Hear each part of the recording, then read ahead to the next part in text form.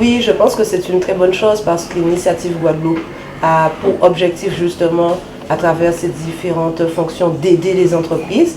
Venir sur le terrain, surtout après cette période de coronavirus, nous permet vraiment de nous rassurer et puis de venir voir un petit peu en termes d'investissement, qu'est-ce que ça a donné. Oui, l'activité augmente et c'est avec fierté. Pour le début, c'était très intéressant ce local. On aimerait emmener l'entreprise à un niveau d'excellence et aller sur des certifications. Et pour cela, effectivement, il faut qu'on change de local parce que nous avons plus de stockage et plus de produits finis. Donc, c'est la suite logique pour moi dans la phase de développement de l'entreprise. Okay. La particularité, c'est pas évident. Heureusement qu'il y a des structures comme Initiative Guadeloupe.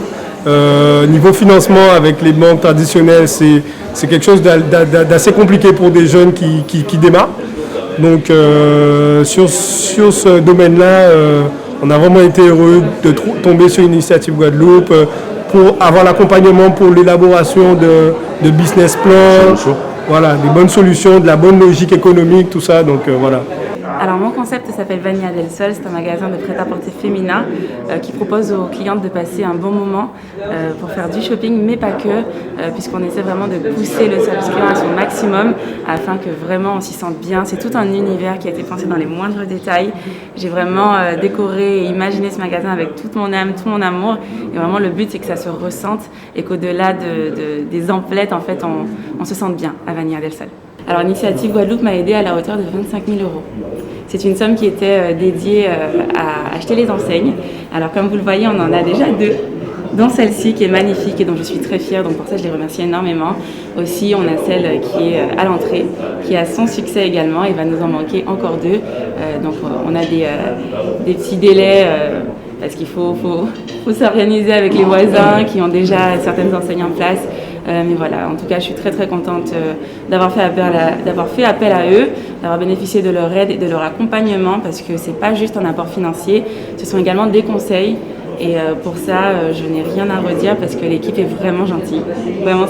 Je crois qu'il y a une prise de conscience générale qu'aujourd'hui, le développement économique de la Guadeloupe passera par le soutien qu'on peut apporter à tous nos jeunes créateurs, ce d'autant que la Guadeloupe dispose de talents, de jeunes qui se sont donné les moyens de pouvoir aujourd'hui ouvrir leur propre entreprise.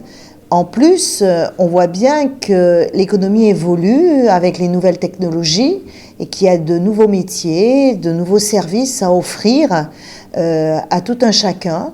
Et le travail que mène, c'est un travail de fourmi que mène une association comme Initiative Guadeloupe en aidant un jeune créateur, c'est 10 emplois, mais en aidant 100 créations, c'est demain des centaines d'emplois. Donc ce travail, il faut le faire.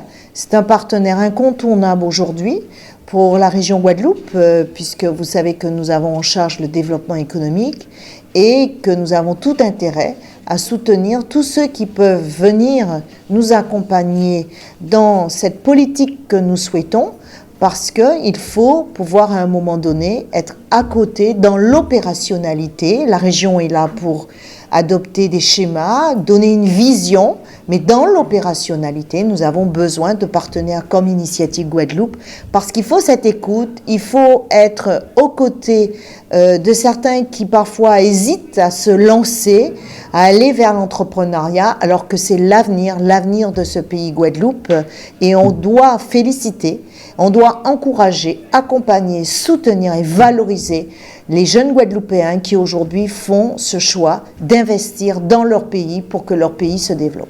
C'est vrai que la crise économique vient bousculer les modes d'intervention des uns et des autres. Il est clair que certaines entreprises vont souffrir, que certaines risquent d'être fermées, de n'avoir pas d'autre choix, mais en même temps, on voit des entreprises qui résistent. Et ce matin, on a eu la démonstration avec 2 jeunes Guadeloupéens qui portent cette brasserie pop au cœur de Jarry. Et je trouve que la manière dont ils abordent la crise montre qu'effectivement, il faut oser, il faut se remettre en cause, il faut anticiper ce qu'ils ont pu faire. Et ils nous disaient très clairement ce matin que l'activité reprend. Maintenant, je crois que tout le monde, On aspire effectivement à préserver la santé. Le Covid est là, il ne faut pas jouer avec la santé des Guadeloupéens, mais je prends conscience aussi que les Guadeloupéens respectent les gestes barrières, respectent les consignes données sur le plan de la santé publique. Et nous pouvons, dans ce cadre, éviter le confinement parce que, pour le coup, le confinement serait une catastrophe pour une économie aussi fragile, une économie qui, on le sait, est portée à bout le bras, et puis une économie qui était en train de décoller, puisque le président Chalus disait, avant la crise, nous avions une croissance de 3%, ce qui n'est pas négligeable, parce que l'on sait que lorsqu'on a une croissance, derrière, ce sont des créations d'emplois, et c'est ce qui doit nous animer dans toutes nos politiques publiques, éviter que nous ayons nos enfants au chômage, créer de la richesse, créer des emplois. Bien sûr que ça nous rassure, je n'en doute pas quand on connaît la personnalité de Jean-Paul Fischer qui, chaque fois qu'il s'investit dans un projet, c'est un challenge et c'est vrai qu'il a permis à Initiative Guadeloupe de jouer tout son rôle puisque Initiative Guadeloupe est en capacité d'accompagner plus de 100-150 dossiers par an, ce qui est un beau résultat et nous espérons, puisqu'ils viennent de répondre à un appel d'offres et qu'on leur a confié une mission notamment s'agissant des prêts à taux zéro que la région Guadeloupe porte sur la base des fonds européens. Donc demain, ce challenge, je suis sûre qu'ils vont pouvoir le relever et en plus, je pense qu'on peut renforcer ce partenariat pour aller encore beaucoup plus loin dans la création d'entreprises car il y a tant à faire et je pense qu'on peut leur faire confiance sans aucun doute. Oui, on a créé depuis 2016 presque 1700 entreprises en Guadeloupe et autant d'emplois. On a injecté dans l'économie plus de 28 millions d'euros avec à la fois le couplage bancaire et le financement Initiative Guadeloupe. Ce qu'on a vu ce matin montre qu'en Guadeloupe, il y a une réactivité, il y a une créativité, il y a des jeunes qui ont envie de s'engager.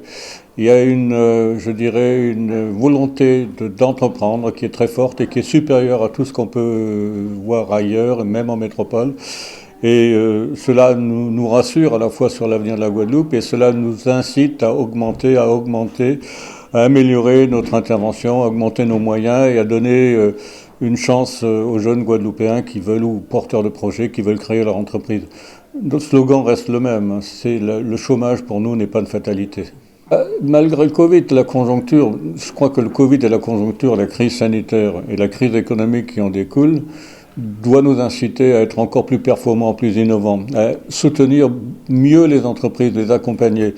Et nous, ce que nous faisons, c'est un suivi permanent et on sait pertinemment qu'aujourd'hui, avec le Covid, il y a eu des entreprises qui ont des difficultés, mais dans ce cas-là, on regarde cas par cas quelles sont leurs difficultés, on les accompagne, on leur donne des moratoires pour qu'ils puissent rééchelonner leurs dettes et il y a tout un travail d'accompagnement. Aujourd'hui, 98% des entreprises que nous avons créées survivent au bout de 3 ans et plus de 75% au bout de 5 ans. Donc en fait, vous voyez, l'entreprise, elle crée, c'est pas un gadget, c'est une véritable activité. Et ce que nous avons vu ce matin, vous avez vu une entreprise, notamment la brasserie Pop, elle a 17 emplois.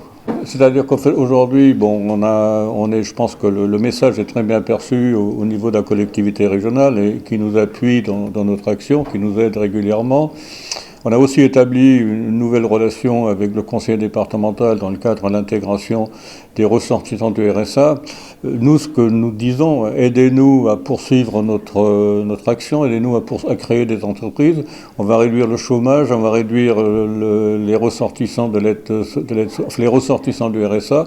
Et tout ça contribue à une cohésion sociale accrue. Et ce que je vous disais tout à l'heure, les collectivités ont bien compris que l'aide à travers Initiative Guadeloupe est un moyen de réduire la fracture sociale.